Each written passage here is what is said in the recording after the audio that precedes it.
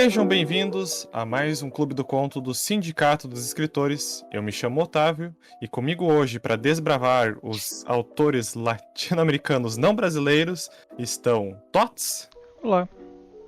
e João. Oi, pessoal. O conto dessa semana era de minha escolha e fazendo umas pesquisas eu me deparei com um autor que eu sempre tive curiosidade de ler e nunca li nada, que é o Gabriel García Márquez. Ele nasceu na Colômbia e foi um escritor, jornalista, editor, ativista e político colombiano, considerado um dos autores mais importantes do século XX, cuja obra mais conhecida é o 100 Anos de Solidão, junto com o Cortázar. É difícil de pronunciar o nome do Cortázar ou Cortázar, porque todo mundo tem uma pronúncia própria. Ele é considerado um dos escritores latino-americanos mais importantes em questão de escrita política, né? Tudo que ele contribuiu. E mesmo assim ele passou por fora do meu radar até esse Clube do Conto. Fora do meu radar no sentido de eu nunca parar pra ler nada sobre ele. Não sei se um de vocês dois já leu alguma coisa do Gabriel Garcia. Não. Não? Então, estamos todos aqui em primeira viagem. O conto que eu escolhi é do livro 12 Contos Peregrinos. E até antes de partir para falar sobre o conto, eu gostaria de falar um pouco sobre o livro, porque tem um prólogo do autor muito interessante, que ele fala sobre o processo de escrever esse livro. Que esse foi um livro que ele levou anos para conseguir escrever. Porque o primeiro conto dele era um sonho que ele teve de um enterro, dele num enterro, e aí as pessoas saíam desse enterro e ele não podia sair, porque ele era a pessoa morta, no fim das contas. E aí ele ficou elaborando em cima dessa ideia e começou a escrever, e aí ele empacava, e daí ele largava a ideia e voltava. E ele conta todo o processo de como foi escrever esse livro.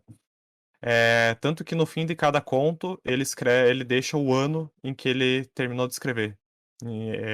Cada um desses 12 contos, né?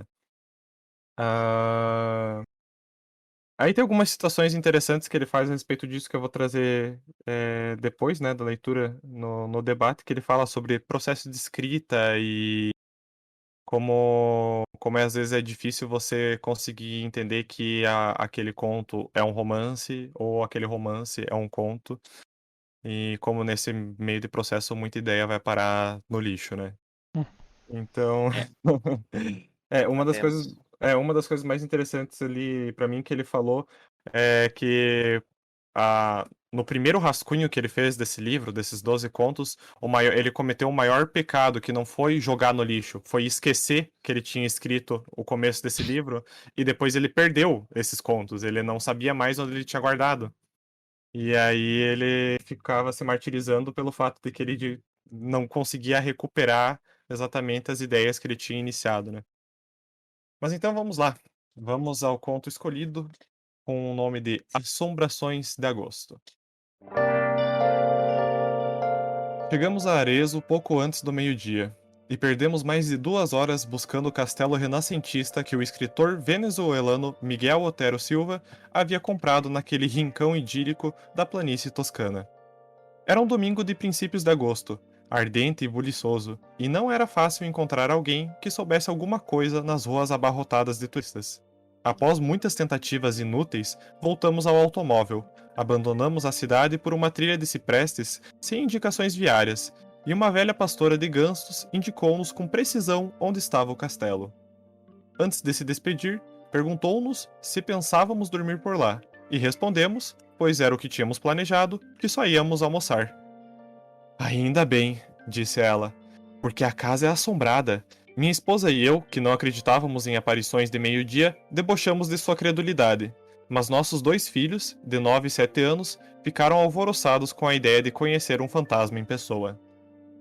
Miguel Otero Silva, que além de bom escritor era um anfitrião esplêndido e um comilão refinado, nos esperava com um almoço de nunca esquecer.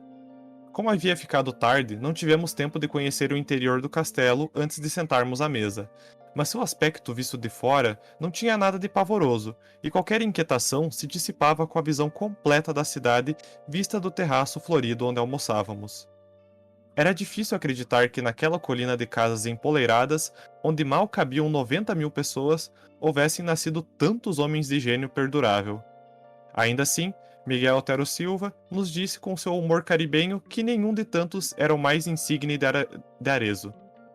O maior, sentenciou, foi Ludovico. Assim, sem sobrenome, Ludovico, o grande senhor das artes e da guerra, que havia construído aquele castelo de sua desgraça, e de quem Miguel Otero nos falou durante o almoço inteiro. Falou-nos de seu poder imenso, de seu amor contrariado e de sua morte espantosa. Contou-nos como foi que, num instante de loucura do coração, havia apunhalado sua dama no leito onde tinham acabado de se amar, e depois atiçou contra si mesmo seus ferozes cães de guerra, que o despedaçaram a dentadas. Garantiam-nos, muito a sério, que a partir da meia-noite o espectro de Ludovico perambulava pela casa, em trevas, tentando conseguir sossego em seu purgatório de amor. O castelo, na realidade, era imenso e sombrio, mas em pleno dia, com o estômago cheio e o coração contente, o relato de Miguel só podia parecer outra de suas tantas brincadeiras para entreter seus convidados. Os 82 quartos que percorremos, sem assombro, depois da sesta, tinham padecido de todo tipo de mudanças graças aos seus donos sucessivos. Miguel havia restaurado por completo o primeiro andar, e tinha construído para si um dormitório moderno com piso de mármore e instalações para sauna e cultura física, e o terraço de flores imensas onde havíamos almoçado. O segundo andar, que tinha sido mais usado no curso dos séculos, era uma sucessão de quartos sem nenhuma personalidade, com móveis de diferentes épocas abandonados à própria sorte. Mas no último andar era conservado um quarto intacto por onde o tempo tinha esquecido de passar. Era o dormitório de Ludovico. Foi um instante mágico. Lá estava a cama de cortinas bordadas com fios de ouro e o cobre-leito de prodígios de passamanarias, ainda enrugada pelo sangue seco da amante sacrificada. Estava a lareira com as cinzas geladas e o último tronco de lenha convertido em pedra, o armário com suas armas bem escovadas e o retrato a óleo do cavalheiro pensativo numa moldura de ouro, pintado por algum dos mestres florentinos que não teve a sorte de sobreviver ao seu tempo. No entanto, o que mais me impressionou foi o perfume de morangos recentes, que permanecia estancado, sem explicação possível, no ambiente do dormitório. Os dias de verão são longos e parcimoniosos na Toscana, e o horizonte se mantém em seu lugar até as 9 da noite. Quando terminamos de conhecer o castelo, eram mais de 5 da tarde, mas Miguel insistiu em levar-nos para ver os afrescos de Piero della Francesca na igreja de São Francisco. Depois tomamos um café com muita conversa debaixo das pérgolas da praça, e quando regressamos para buscar as maletas, encontramos a mesa posta. Portanto, ficamos para jantar. Enquanto jantávamos, debaixo de um céu de malva com uma única estrela, as crianças acenderam algumas tochas na cozinha e foram explorar as trevas nos andares altos. Da mesa, ouvíamos seus galopes de cavalos errantes pelas escadarias, os lamentos das portas, os gritos felizes chamando Ludovico nos quartos tenebrosos. Foi deles a má ideia de ficarmos para dormir. Miguel Otero Silva apoiou-os encantado, e nós não tivemos a coragem civil de dizer que não. Ao contrário do que eu temia, dormimos muito bem. Minha esposa e eu num dormitório do andar térreo e meus filhos no quarto contíguo. Ambos haviam sido modernizados e não tinham nada de tenebrosos. Enquanto tentava conseguir sono, contei os 12 toques insones do relógio de pêndulo da sala e recordei a advertência pavorosa da pastora de gansos. Mas estávamos tão cansados que dormimos logo, num sono denso e contínuo, e despertei depois das 7 com um sol esplêndido entre as trepadeiras da janela. Ao meu lado, minha esposa navegava no mar aprazível dos inocentes. Que bobagem, disse a mim mesmo. Alguém continuar acreditando em fantasmas nesses tempos?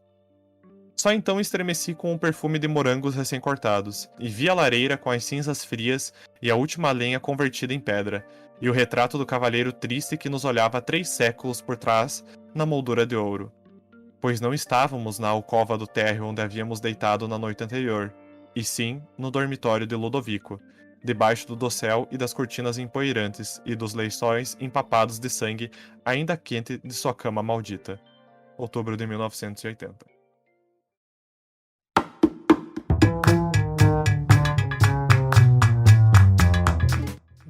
E temos um conto. E temos um conto.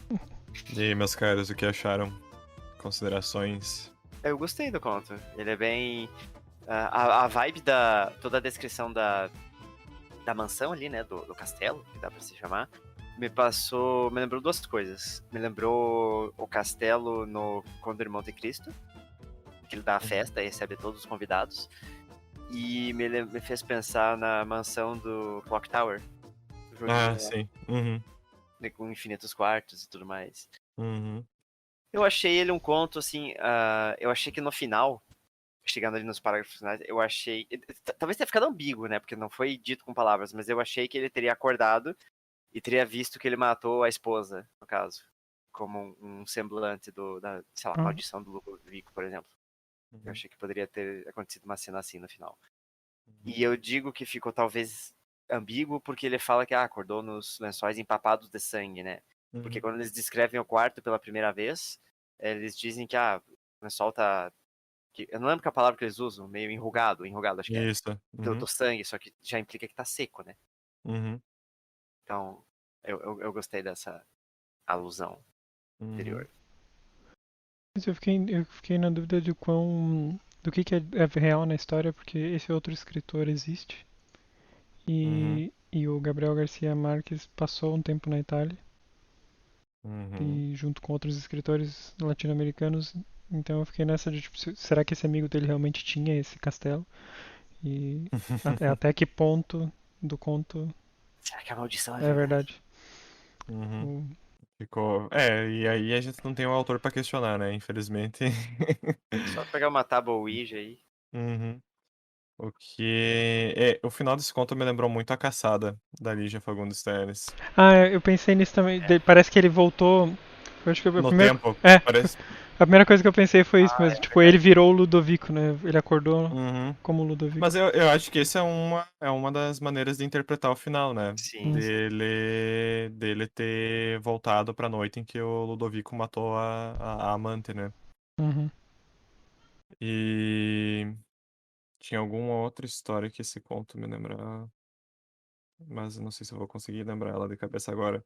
Mas enfim, essa similaridade com a caçada, né, e assim é interessante que os dois contos, né, apesar de serem de formas diferentes que eles retratam isso, eles apresentam um quadro, né, para Uhum. apresentar essa viagem entre o real e o fantástico, por assim dizer, né? Que o personagem destaca como ele viu o quadro do Ludovico, mas agora o semblante do quadro era tristonho Hum. e como ele se via dentro dessa maldição, né, dessa cena horrorosa, né? Sim. E ele não dá muito espaço para dizer o que aconteceu em seguida, né? Se ele voltou no tempo e tomou Na o lugar do verdade, Ludovico, ou se isso daí foi tipo uma experiência, quase que um castigo por eles não terem ouvido os alertas, né? Sim, eu acho Fora esse que sentido ele. esse corte é bem parecido com o da caçada, né? Bem no momento que Uhum, acontece a coisa pra deixar a pulga atrás da orelha.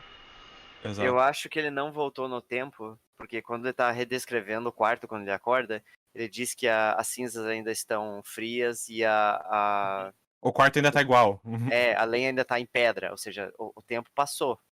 Ele falando da madeira em pedra significa que passou muito tempo que petrificou, né? Ah, E as verdade. cortinas empoeirentas significariam que se fosse o Ludovico na época estaria limpo o É. quarto. Eu digo. Mas o que que você acha que ele quis dizer com o retrato do Cavaleiro Triste que nos olhava há 3 séculos por trás da Hum. moldura de ouro? Eu acho que o há 3 séculos só faz alusão à idade do quadro. Hum, Não sei, mas que porque fala que fica olhando eles por nos 3 séculos. olhava há 3 séculos. Ele faz uma jogadinha aí. Ele faz Ah, deixa uma. eu ver. Ele dá uma brincada bem ali no final, né? Que é, Ah, teria que ver. é bem na descrição que você falou, que ele acorda, que ele Hum. estremeceu com um perfume de morangos recém-cortados agora. Não é o Ah, é mesmo verdade. perfume de morangos que ele sentiu na primeira vez que ele entrou. E isso é outra coisa que eu ia levantar. Eu queria saber se tem algum significado especial os morangos. Eu Tipo, acho ter o que tem perfume a de morango. ver com, Com com, sangue, com talvez? sangue, com o É, sangue, é. É o por causa do. perfume. É. O perfume da amante que ficou impregnado no quarto Uhum. no, Ah, é no verdade. assassinato, né? Pode ser o perfume dela. Que ele Uhum. rolou por cima dos morangos ali e ficou uma sujeira na cama de sangue. Mas eu acho bem interessante que como eles. É uma história que brutal, no fim das contas, a do Ludovico, né? Que o Sim, cara depois mandou os cães matarem ele, assim. Sim. E como isso só adiciona o ar de fantástico e enigmático, sabe? Porque no começo eles estão tratando como uma. É uma história de fantasmas, não é sim. algo real, né? Mas as pessoas ao redor levam essa história muito a sério, né? Eu acho que a ideia dessa revisitação da cena, por dizer assim, do Ludovico, é justamente intencionalmente borrada entre o presente e o passado, porque a parte do passado seria justamente os sentidos, né? Que ele sente o cheiro de morango fresco, que faz alusão a. Recém-cortados, aliás, que faz alusão a uma apunhalada que acabou de acontecer, por exemplo, né? E ele ainda Uhum. fala bem na última linha, o sangue ainda quente, ou seja, ele tá Uhum. na cena que aconteceu, só que isso tá se misturando com ele no presente, porque a lenha ainda tá petrificada, as cinzas estão frias, a cortina tá empoeirada, sabe? Então eu acho que é bem proposital essa mistura. Uhum. Eu acho interessante como, de certa forma, ele diz que o próprio, né, o escritor que comprou o castelo, né, o Miguel Otero Silva, ele, de certa forma, também, apesar de convidar o pessoal para dormir ali, ele também acredita nessas histórias, porque ele não mexeu no quarto do Ludovico, né? Ele deixa Sim. isso bem claro, que o único quarto que não foi modernizado, ou que tudo permanecia igual, inclusive, né, que ele fala do lençol da cama, né? Uhum. Que tem a marca ainda do sangue derramado, aquilo ficou intacto, né? Meio que preservando a memória tanto do Ludovico quanto da tragédia que ocorreu ali. E isso é bem interessante, é bem comum em história que trata de espírito, de fantasmas, né? Sim, Aquilo das pessoas não irem para frente ou terem essa ânsia de como essa preservação, né? Ela ajuda as pessoas a acreditarem que o espírito da pessoa ainda tá ali, né? sim. E, né, servem de gancho para várias dessas histórias de assombrações, né?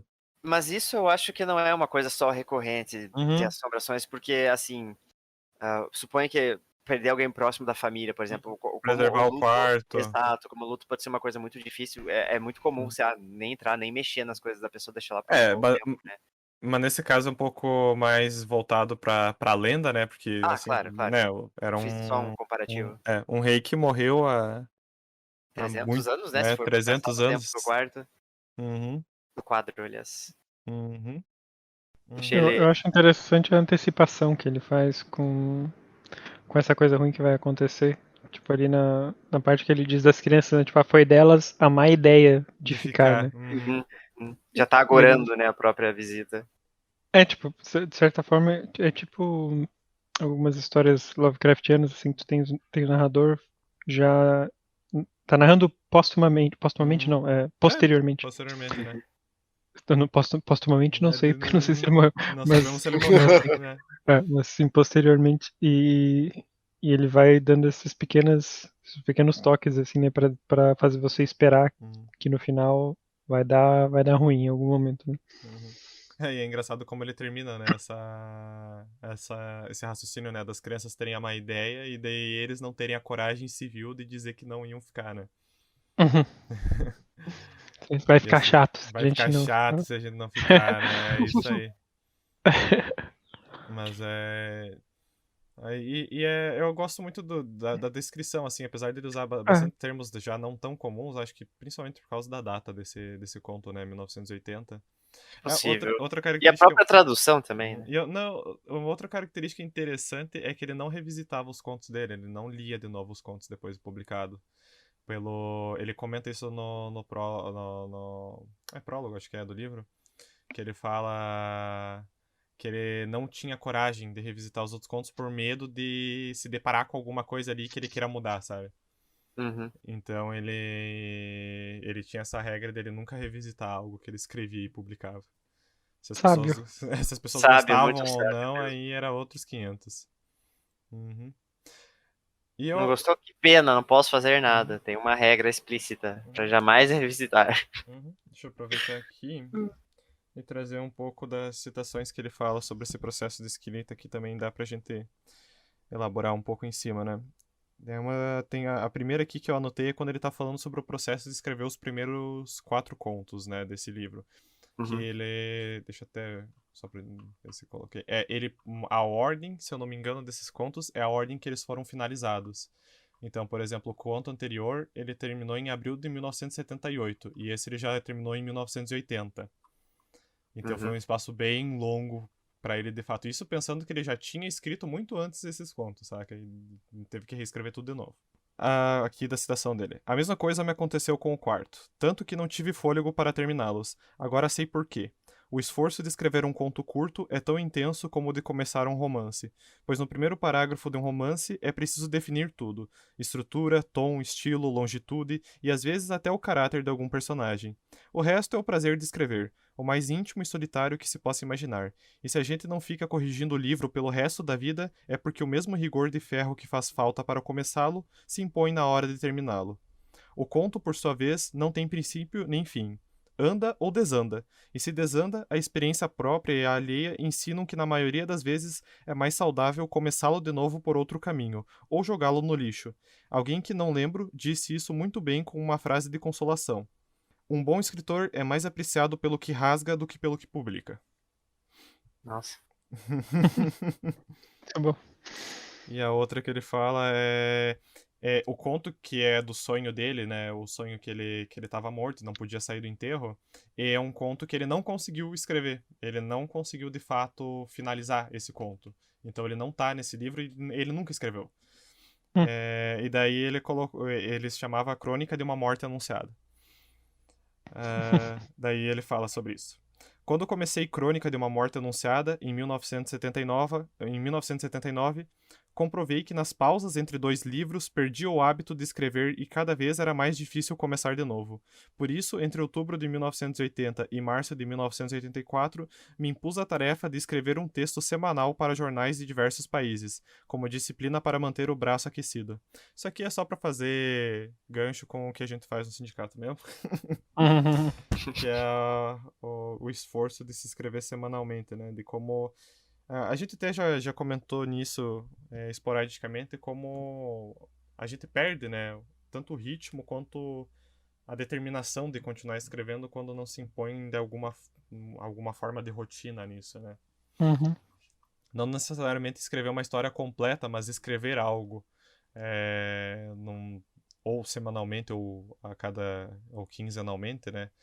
Mas para não deixar passar o estímulo da criatividade e também você descobrindo o que funciona e o que não funciona no teu processo de escrita, né? Se for muito Sim. esporádico, você nunca consegue. Eu ia falar sobre isso que ele disse de jogar o conto fora e começar de Uhum, novo. Eu lembrei do conto As Tias, da Natália Borges-Polesso, uhum, que a gente leu aqui, e ela comenta isso, né? Ela fez o quê? Uns 3 pontos de vista diferentes, né? uhum, E daí ela jogava fora, daí fez de novo, e até que ela chegou nessa do ponto de vista da menina, né? uhum. Se Da, deu por satisfeita sobrinha, dele. né? Algo Uhum. assim, né? Sim. É que às vezes a gente tem a história pronta na nossa cabeça, mas a gente não tem como ela vai ser contada, né? E eu acho que Exato. isso é um Isso é desafio, importante também. isso é um desafio monstruoso, sinceramente. De, tipo, você tem tudo que você quer contar, você já tem na tua cabeça, mas como você vai contar para que isso fique bom e satisfatório para você mesmo, né? Para você como Hum. escritor, é um puta de um processo. Eu acho que por isso que o conto é tão importante como forma de você começar como escritor, né? Porque você pode mais facilmente jogar fora e começar de novo, né? Porque se você começa já tentando fazer algo grande, você muito facilmente vai cair na falácia do tempo perdido, né? Que Uhum, você, tipo, já gastei tanto tempo começando a escrever esse romance aqui que eu tenho que terminar ele, né? uhum, E se você não tem ainda a experiência de fazer os contos, provavelmente não vai ficar bom uhum. o romance também, né? E você vai ficar, sei lá, quantos anos fazendo ali uma coisa que não vai ter como dar certo, né? E aquilo que até comentamos antes, não é porque você quer escrever um romance que a história que você tem é um romance, né? Ela. Às vezes você realmente quer escrever várias páginas daquela história, mas quando você começa a escrever, não tem todas essas páginas pra escrever, né? Acho que Uhum. é o pior medo e isso tem muito de, tipo, que um romance se dá pela quantidade de páginas, né? Uma história boa se dá quanto mais extensa ela é. E eu acho que é uma falácia fodida, né? Porque às vezes você fica se esforçando ali pra escrever uma história longa, se perde no meio do caminho, retrata coisa que não importava, acaba perdendo o fio da meada e acaba perdendo o teu leitor. No fim do dia, se você perdeu o teu leitor, você não conseguiu escrever a história, né? Você não conseguiu fazer com que ela se mantivesse interessante. Uhum. Mas eu não sei qual é o fetiche do escritor que gosta de fazer muitas páginas, assim, tipo, sei lá, Eu tive isso ler quando O eu Senhor dos comecei a Anéis. escrever, pra falar a verdade. Tem a ver com O Senhor dos Anéis? Qual é? Cara, possivelmente. Eu acho que é só, mas assim, uma sensação de tipo, de escopo, da grandiosidade do projeto, sabe? Se você pensar, volume é diferente de qualidade, né? Na verdade. É que quando Então você é essa fala. falsa impressão, sabe? Quando Pra mim, você pelo vai menos. analisar best-sellers, é muito difícil de você achar livros curtos neles, né? Realmente Uhum. o que a grande mídia dá destaque. Exato. Se você pega não só Senhor dos Anéis, o próprio Crônicas de Gelo e Fogo, tipo, cada Uhum, livro tem o equivalente a 1000 páginas, né? sim. Numa fonte de tamanho normal. Harry Potter até não é tão longo assim, mas é uma Ah, série é um volume longa. bem considerável, É cara. uma Bem série considerável. longa, no caso, né? São O sete Cálice, É, o livros. Cálice de Fogo, acho que a Ordem da Fênix é o maior, na real. Mas os Ah, dois, o Cálice de Fogo e a Ordem da Fênix, são bem volumosos. sim, é, pois são é. sete volumes, né? Isso, é aquilo. Às vezes você pode até não fazer um livro grande, mas você faz tantos numa saga assim grandiosa que também acaba se perdendo ao longo do caminho, né? Eu acho que é bem isso mesmo, né? Tipo, a pessoa já quer fazer esse. Uhum, Ela tem uma ideia e ela já quer fazer a sua série, né? Tipo, eu sim. já vi muito isso, assim, tanto em fóruns da internet, aí onde o pessoal publica coisas, é tipo, esse aqui é o primeiro livro da minha série, vão ser 5 livros e não sei o que, assim. Eu, E tipo, sinceramente, cara, eu acho isso um risco, assim, fudido de se tomar, né? Você começar um projeto já pensando em que ele vai ser uma história, né, com sim. consequência, né? É o É, equivalente ao pessoal que nunca fez um jogo e quer fazer um GTA. né? Que acontece muito frequente, com a mesma frequência, eu diria. Ou, né, não só GTA é alguma GTA. referência genérica ou é algo mais específico e Não, GTA, literal? Final Não, Fantasy. literalmente. Literalmente, é que eles querem fazer normalmente um jogo de mundo aberto, mas Ah, tá, normalmente é tá. algo tipo GTA, só que ele é tipo um GTA, só que melhor ainda, normalmente Uhum. eles querem fazer. Ou uma saga Né? grandiosa de RPG, e às vezes. Eu já vi essa sua ideia de sucesso, mas Sim. olhe como você pode melhorá-la, Uhum. sabe? Mas então, temos mais algum comentário sobre as assombrações de agosto nesse mês de setembro? Falando em assombrações, eu vi esse livro ontem na Feira do Livro aqui em Lisboa e eu devia ter escrito o título, que agora eu não sei se eu vou lembrar da palavra certa, mas não se chamava Assombrações de Agosto, era tipo Mistérios de Agosto, eu acho algo assim, era uma palavra que não era Uhum. assombrações, achei engraçado. Um livro com um título parecido desse conto, no caso, tu disse. Não, não, não, não. Esse livro do Gabriel Garcia Marques, só Ah, que traduzido para português de Portugal, ah. quer dizer, era um livro com todos os contos, não era esse livro. Tá, E entendi. aí eu fui procurar aí esse conto que a gente Tá. ia gravar hoje para ver se era igual ao nome. Daí demorei um pouco para achar porque era isso, porque tava escrito Mistérios de Mistérios Agosto. do Agosto. Mas eu acho que Assombrações de Agosto até fechou bem, assim, Fecha melhor. Né? com o que a história conta, né? E eu acho que o título em espanhol é algo parecido com Assombrações também. Uhum, Eu acho que é tipo literalmente traduzido. uhum. Dando destaque que essa deixa eu até ver se tem em algum lugar de quando que é essa versão aqui. Tradução de Eric Nepomuceno. Eu acho que é de 1992 essa tradução. É isso aí mesmo. Então Uhum, ela já tem a sua idade. uhum. Mas beleza, então. Temos um debate, meus caros. Sim, Temos. senhor. Então, ficamos por aqui com mais um episódio do Clube de Conto. Se você tem algo a acrescentar sobre esse conto, ou até outros contos de Gabriel Garcia e outros autores que já mencionamos anteriormente, você pode entrar em contato pelo e-mail o sindicatodosescritores@gmail.com ou nas nossas redes sociais pelo @sindicato dos escritores no Twitter ou Instagram. E também pode acessar esse e demais conteúdos no sindicatodosescritores.wordpress.com onde todos os episódios do sindicato se encontram e todas as histórias que escrevemos a cada quinzena agora, né? E... Por aí. Oi? Por aí. Com uma certa periodicidade. Lembrando que agora também estamos no YouTube, no canal Sindicato dos Escritores, postando os desafios e contos mais recentes, com o planejamento de eventualmente postar todos os episódios por lá. Eventualmente. Tots, deixo o espaço aqui para você contar qual será o desafio dessa semana. O desafio é o seguinte: escreva uma cena em que seu personagem esteja falando com um completo estranho. Em seguida, escreva uma cena em que seu personagem esteja falando com uma pessoa querida. O comportamento dele deve ser distinto. E os pontos bônus, use as seguintes palavras: espada, bicarbonato de sódio, chocolate e lápis. Pera, vai usar todas as palavras? Todas Sim. ou tipo. Ai, Todas. ai. Ok. Sure. Challenge accepted. Ou não, né? Ou não, né? Ou Challenge não. may be accepted.